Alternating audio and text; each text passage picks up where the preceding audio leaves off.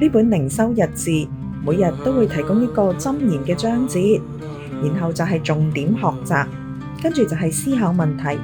最尾會帶領我哋嚟一個禱告嘅。咁我哋而家就開始第一部分，認識智慧。何謂智慧？第一日箴言第1章1至6節。箴言的價值。大衛的兒子以色列王所羅門的箴言，要使人懂得智慧和訓誨，明白通達的言語，使人領受明智的訓誨，就是公義、公平和正直，使愚蒙人靈巧，使年輕人有知識、有智謀。智慧人聽見增長學問，聰明人得着智謀，明白箴言和譬喻，懂得智慧人的言辭和謎語。箴言係關乎生命如何運作嘅觀察，佢嘅存在係為咗藉由嚴謹嘅思考同埋持續嘅反思，正確真切咁樣同現實連結。箴言就好似一粒硬嘅糖，如果你只係一口咬落去，哇，非但冇辦法享受，仲可能會咬崩牙添。相反嘅，你應該慢慢嘅將佢擺喺口度，慢慢嗒，直到智慧嘅甘甜喺你嘅口中釋放，咁你就獲益良多啦。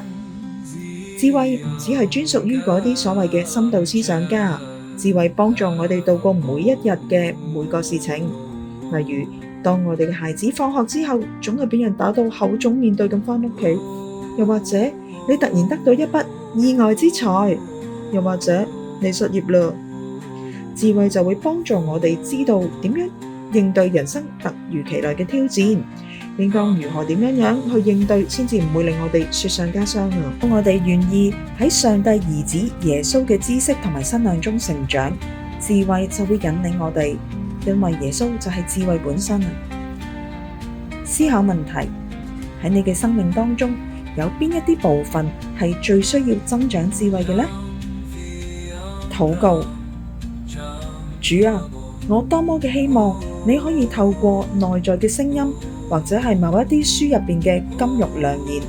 簡單明了咁話俾我聽，我應該點樣去解決我生命中每一個嘅困境。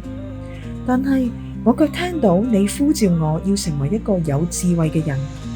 好叫我喺遇到任何狀況嘅時候都明白應該點樣做。求你幫助我回應呢個呼召，並且賜給我所需嘅智慧。奉主耶穌基督聖名求，阿門。